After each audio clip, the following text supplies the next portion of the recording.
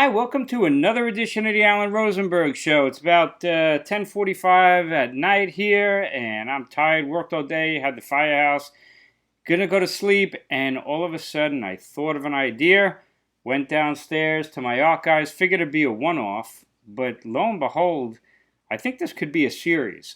And I think it's kind of a cool, different kind of an idea I thought of. The idea is it's going to be reunion albums. Reunion albums by classic rock bands that I like. And the reunion album is either going to be a band that broke up, took an extended break, and then reformed and put out a new album. Or in a couple of cases, these bands were so low they lost their record label, couldn't release an album, and went a very long time before they were able to finally put out a new album. So I got two cases of that. So without further ado, let's start episode 1, because I think this could be an ongoing series of reunion albums. I got 7 here, which goes through the beginnings of A through C, I guess. So the first one is kind of a special one for me, and that is this guy's. The Allman Brothers Band, a legendary American band. At one point in the early 70s, they were largely considered the greatest American rock band, and I wouldn't have disagreed. After, Eat a Peach and Brothers and Sisters, they were at the top of their game. And then the wheels started falling off. They became so huge, and Greg Allman, they had drug problems, personality problems. Boy, you talk about a dysfunctional band. What a history of dysfunction they've had. And then Greg Allman kind of, quote-unquote, went Hollywood, dated Cher, went to Los Angeles. And in 1975, they released this album, Win, Lose, or Draw. I'm going to probably do a Treasure or Trash episode on this album at one point. But this album was largely considered a failure. I don't want to give it away, but it's a pretty disappointing album. And then, they had a lot of issues. They had a Scooter Herring thing where Greg Allman had to testify, and they just had a terrible dysfunction. Dickie Betts didn't want nothing to do with him. Nobody really wanted to have anything to do with Greg Allman. They were done, and in 1975 or 6, they released this Goodbye double live record, Wipe the Windows, Check the Oil, Dollar Gas. Pretty sad live record for the Allman Brothers, considering how great they could be live. And that was pretty much it. They went their separate ways. Greg Allman did his stuff. Dickie Betts formed Great Southern. And then, I think it was around 78, Greg Allman famously got up and jammed, and so did some of the other guys in the Allman Brothers, with Dickie Betts and Great Southern in Central Park. And that led to the reunion in 1979 of this album, Enlightened Rogues. I was thrilled. For one thing, I'm a huge fan of this album. I think it's a great, forgotten Allman Brothers album. It's very much a Dickie Betts album because when they reformed the brothers on this band, they had Dan Toller and David Goldflies, who were from Great Southern, actually, from Dickie Betts' band. And if you look at the songwriting credits, man, Greg Allman's nowhere to be seen except for one track, Just Ain't Easy, which is a great track. But luckily, it doesn't really matter because I love every song on this album, and this is a killer Allman Brothers album. If you've never heard this one, you owe it to yourself. So Enlightened Rogues from 1979, I was lucky enough to see them on that reunion tour at Madison Square Garden. I remember Atlanta Rhythm section opened up. Bonnie Bramlett was singing with the band at that time, and I thought they were great. Then, of course, the wheels would fall off again. They'd go to Arista and put out 2 of the worst albums of all time, Reach for the Sky, Brothers of the Road, and then the band would disintegrate again for more reunion albums and a myriad of lineup changes. But that one, Enlightened Rogues, pretty special for me. Let's keep going. Asia. Everybody, if you watch my channel, I'm a fan of that original Asia. And check out this Anthologia collection you can get out there. It's 2 CDs, which has their first 3 albums on it, of that classic 4 guys from Asia: Steve Howe, Jeffrey Downs, John Wetton, and Carl Palmer. A real super group, and I think a really, really good one. That first album especially is a classic. But you all know what happened. They kind of split up. Astra was the 3rd album that came out in 85. But Alpha, the one that came out in '83, I believe, was the last one with all 4 original guys.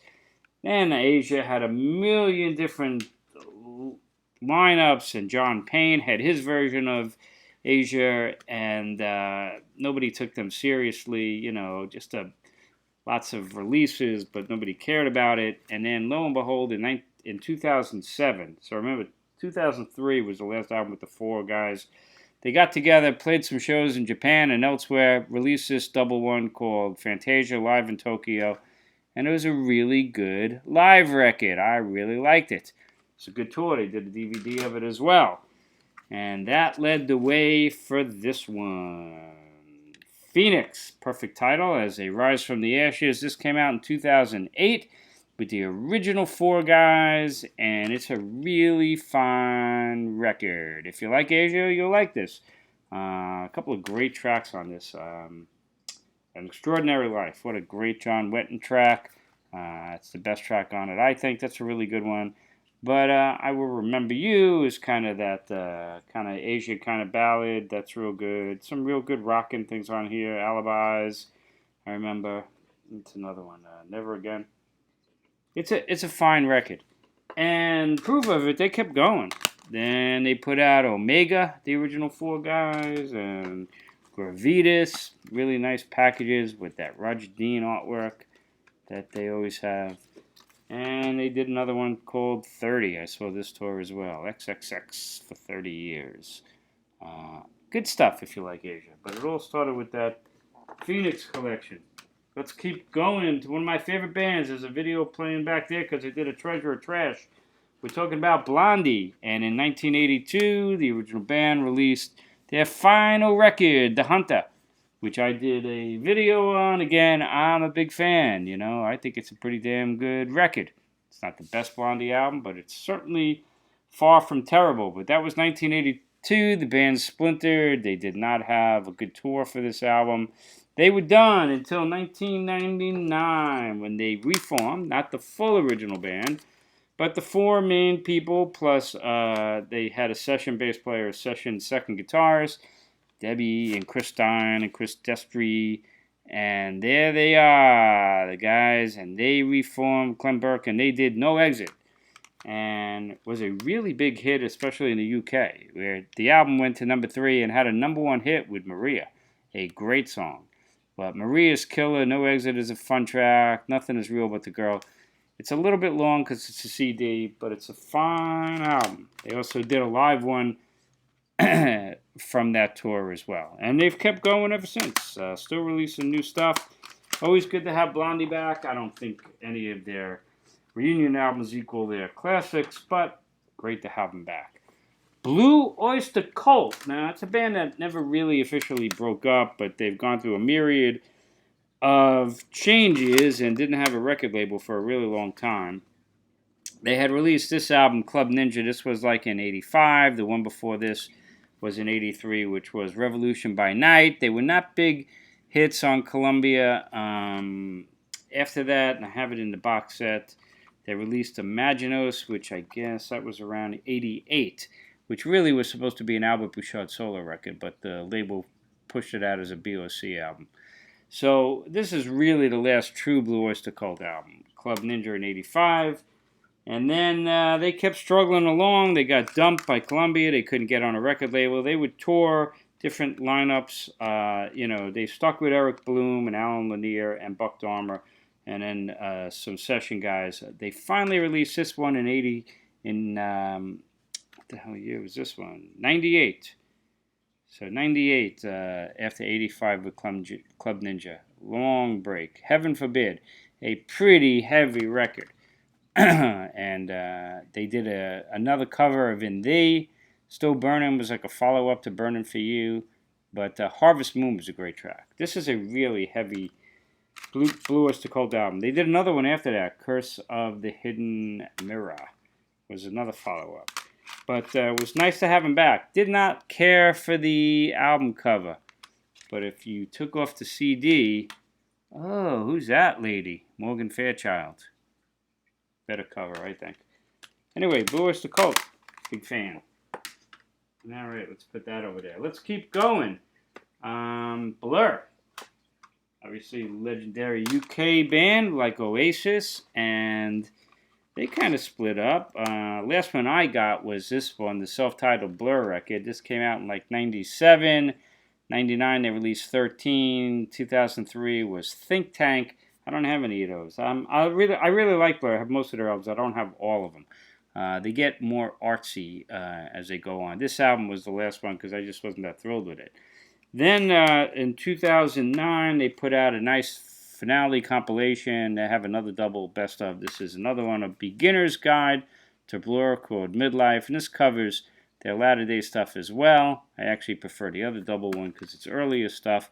That was the end of them in 2009 until 2015, 6-year break, and they put out the Magic Whip, which is this interesting artwork.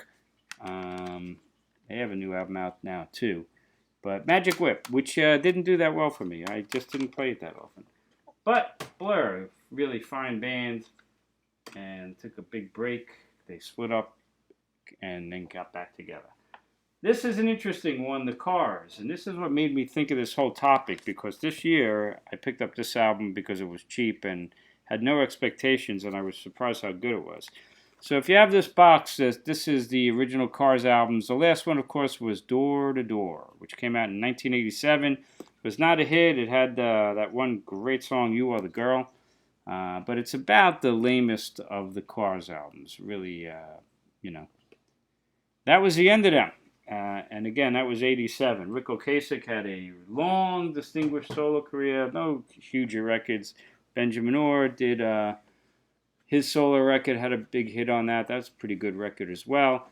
And unfortunately, Benjamin Orr passed away in 2000. And that would be the end of the Cars, except in 2011 when they decided to get back together without Benjamin Orr because he was passed away. And I respect that they didn't replace him. And it was the 4 original Cars guys, and they put out this album, Move Like This, and I picked it up a couple of months ago because it was cheap, and I was like, God damn, this is a great album. This is a really, really strong Cars album. Made me sad in a way because it'd be nice to have Benjamin Orr singing on this.